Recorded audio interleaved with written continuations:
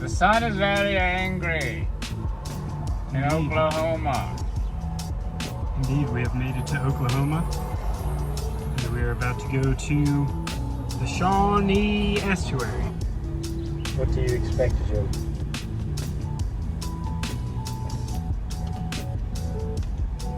Hello, interwebular travelers. We have reached an estuary deep in Oklahoma territories.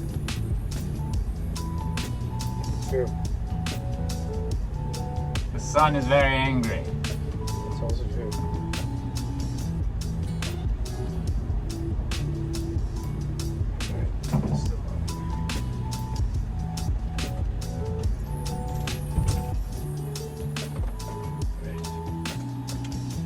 Is that somebody's house? Somebody's house. And we're early. We're going in an hour early to hang out and get situated or something.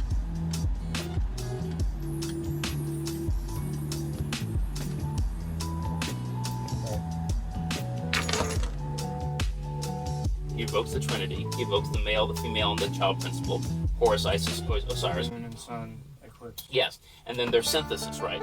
This is what I'm talking about emergence, is that the two, they merge together, and then you have the emergent from it. And then he invokes, then of course he blesses the bread and the wine, doesn't he? You should go, or at least see the video of a thelemic Gnostic Mass, is that even if you're not thelemic, I'm not thelemic anymore, I still think it's a very well-constructed ritual. And I would argue that Thelema's Wicca is like popular Thelema. Scientology is kind of a little bit like Thelema, because L. Ron Hubbard studied with the Thelemites and did Gnostic Masses and did sex magic with Jack Parsons. And then he took all of his stuff and made Scientology. So we're talking Scientology, we're talking Wicca, and then what happened? Okay, get this, chaos magic, right? Chaos magic is a descendant of Thelema and stuff. It gave rise to all sorts of weird, crazy shit. But I love how that is black in the middle, because usually the Ein Sof Or is white, but the Ein is nothing. So the black works. I'm glad we have Estuary where people can have conversations that challenge each other, but they're not like crazy. It's really good practice for church people to host conversations that they don't control. Right. Because they can learn. Especially if the pastors and the church leadership participates, they can learn about the community around them, and they can speak into the lives, and they can build relationships with the unchurched people in their neighborhood, and they can do pastoral care all along the way. Well, why should a church host a group like this? I'll say, do you host an AA group? Do you have a food bank? Churches have, do you host neighborhood association meetings? You don't have any problems with those things. It's always needed in the church for the pastors to hear from people outside the church in a way that they're not filtering. And it's really easy for the pastor because he doesn't have to do any prep. And it should be fascinating to the pastor what people who aren't in his church but are nearby are bringing to the table and want to talk about. Yes. Flower basins they use. Yeah, but here's the actual statue with jewelry and everything, so. It seems like that would be hard to come across. The statue itself. Design Toscano. Very interesting. About 1600.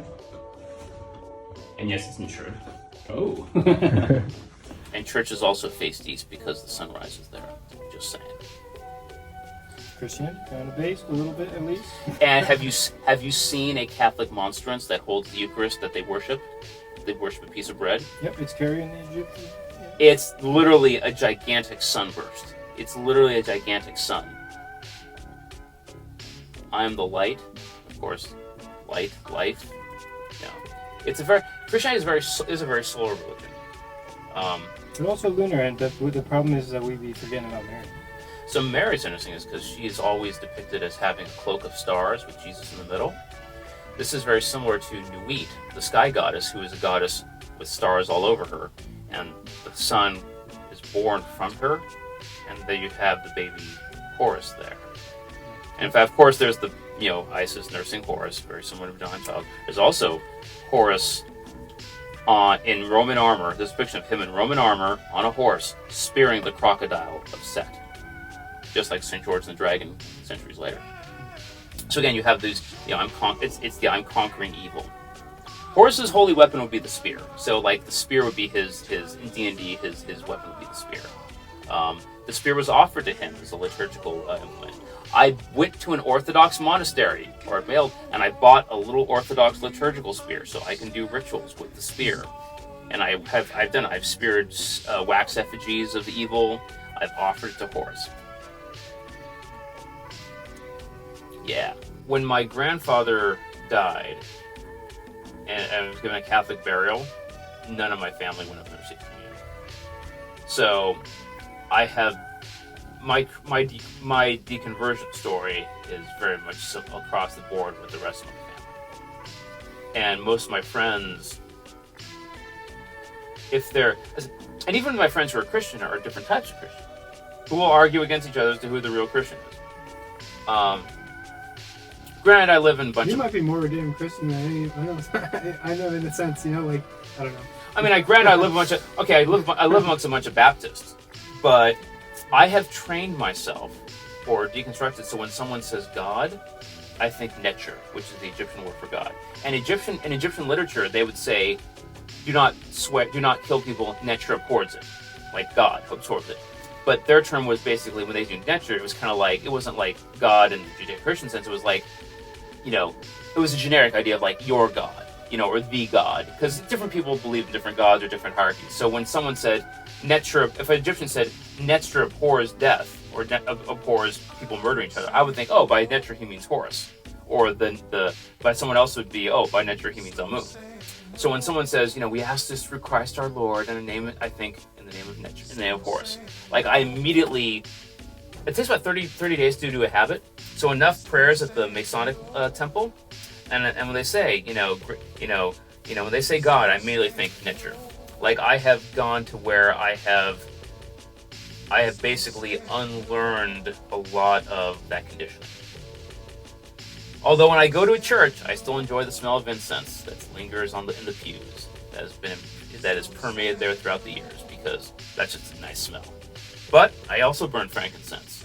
I burn damn good frankincense too, and myrrh, and kite and other stuff. But no, I said when someone says, "Oh, with God," when someone says God, I immediately think of my God. I think of the Horus statue. I think of Netcher. So I've reprogrammed the associations from my upbringing to my modern one. The thing is that you cannot totally extricate yourself from the relational context in which you find yourself, Well, I think about Christianity when I'm interacting with Christians. You don't think there was any evolution? You think it was all just kind of a waste of time? I mean, Christianity's changed throughout the world. I mean, like since ancient Egypt, essentially. I would argue that a lot of it was just Platonism and Aristotelianism and Neoplatonism bleeding through. Like Augustine was a Platonist. Thomas was arguably even if it weren't for Jesus, you'd probably still have a guy like Thomas Aquinas developing Aristotelian theory further. And a lot of he was grafting Jesus into it, but he was still doing a lot of stuff that even without Jesus would still be like, yeah, I can see how someone would at the time could probably develop that from Aristotle. Yeah, I think if it wasn't Jesus, it would have been some other guy down the street. Like it kind of something was going to happen, and it happened through him. But I don't think anything really. We think it happened, but even like Thomas Jefferson, when he talks about the influence of the Declaration of Independence. Well, you talked about the pagan world and how they treated people, and like how it's different now. Like how we can, see our. We respect the fringes and we love them. It's so like the way that the synchronicities kind of fit is like it's so crazy that it kind of couldn't have just been a guy trying to be the top dog. It's like the way that the storylines, like so much Christianity is like a map of something that's happening, and I think Jesus participated in that something that's happening. Maybe our very form is still evolving. Like maybe we're still more monkey than we are destined to be. No, I think we're perfectly. I don't think monkey brain is. People sometimes say monkey brain. I think that's not an insult. As long as it's not like a close you unopen to the possibilities. I'm open to every possibility, but Jesus can take a number. if I wasn't Egyptian, I said I probably would have given Shinto a try. There are American Shinto, so I'm open to things, but I'm open to I'm open to updating my map. I'm open to updating my map to all data streams. And if I were Abrahamic, I'd probably be a Chabad Jew because this is fucking just fun to study. No, I wouldn't just be one of those Shabbat. I'd be wearing the Homburg hat and in the suit. I'd be arguing with another Shabbat guy about like Kabbalah, interjecting everything. Let me finish. No, you understand? And I'd be like, oh, no, let me finish. I love saying let me finish. You really think Jesus is the Son of God? That's a conversation that should happen in the church. Yeah. But it should be a real conversation. Paul, just a quick question. Do you think that estuary has become a necessity because in general, in the culture today, people are just at odds with how to speak to each other? I think it's part of the fact that if you think about a medieval church, the church at the center of the town, everyone in town, the women are washing clothes together, the men are doing fields together, they're watching sheep together. You had this level of community built in via survival that you could just assume. And or men were doing business together. In other words, what's happening during the week sort of gets highlighted then on Sunday. And so you have this dynamic of back and forth. In our world, people are, how many people are doing, working at home, but they're not, they're on screens. And so we're just way too fragmented. So estuary is a way to say, we're going to take these group of people and you know what? They're going to get to know each other. And that's going to take work because the times that they used to get to know each other, they're no longer together. Yeah, that's good. That's helpful. Christian stuff, like insofar as maybe there was a purpose to this long kind of prodigal voyage into Christianity that history went on. Like, is there some redeeming, like some aspect that was all part of the plan? Well, it preserved the wisdom of antiquity. Yeah. But now I can take antiquity back, and I no longer need the. But can't you? Because you're in a Christian context. Like you kind of are. And Christians came out of a pagan context. If Christianity is the water I swim in, Christianity was swimming in paganism. Yeah,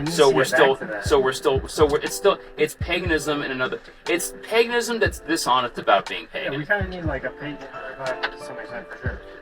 Pearson got me back into ancient Egypt when I read his thing about Taurus. And I think I like his Maps of Meaning lecture best. I've seen him a couple times. I like him when he does his Maps of Meaning lectures before he was internet famous and his talk. Because he was constrained for time, so he actually had to be succinct and not ramble and do jargon. But so his Maps of Meaning lectures are very direct and to the point. His speeches were fairly direct, although there were times where you could tell he was like thinking things through, and that was kind of cool. Like you're thinking along with him, and he's kind of parsing things out in front of you. Yeah. That was cool. Like, but yeah. Well, and I think he's honestly though his spin on Christianity, his interpretation of it is very unorthodox. That said, I think his interpretations of the Bible are probably I found them more valuable than, say, a random Baptist preacher. Like, it's like, for what he's working with, he put a better spin on it. I approve this van, though. This is very nice. What, did people ever think you're, like, homeless? And, like, you're a hobo? Essentially, we are. Well, yeah, I mean, you can stay at Walmart, Cracker Barrel and Walmart both let you sleep overnight.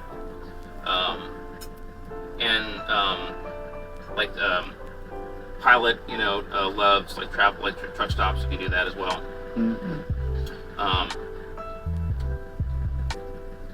And Pilot's pizza's pretty good. Big giant slices of pizza is pretty good.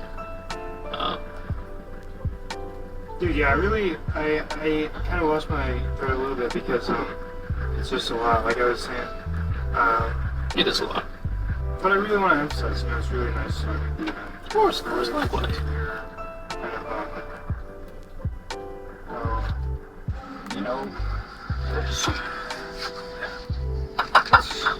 I thought about this a lot. I like TLC because I'm with people who are as crazy about this stuff as I am. I thought, is there anyone else who just ponders this kind of thing except for people I read in books? Oh, people exist. Me and what's his name? I get along. Me and Zeke and I get along. Lazarus Digitalis. He and I have a conversation. Yeah, man, it's great. Glad you're. Yeah, on Bridges of Meaning, Lazarus. I'm usually on the paganism, techno-paganism, nihilism, atheism channel, which is none of those, but occasionally I'll pop in on general or on Catholic. But I try not to because then I get wrapped into like long discussions. But sometimes like, I'll always post to my Substack, and then some Lazarus will kind of talk about it. That's Yeah, definitely suggest what the great here is. I can absolutely make you some tea. You can. There's a local. You can stay at the local hotel or ride with horns. I get it, but if you can come, it'd be grass. See, I put a little horse shrine on the tree. It's a little birdhouse. I haven't painted it the same cooter as the rest of the house.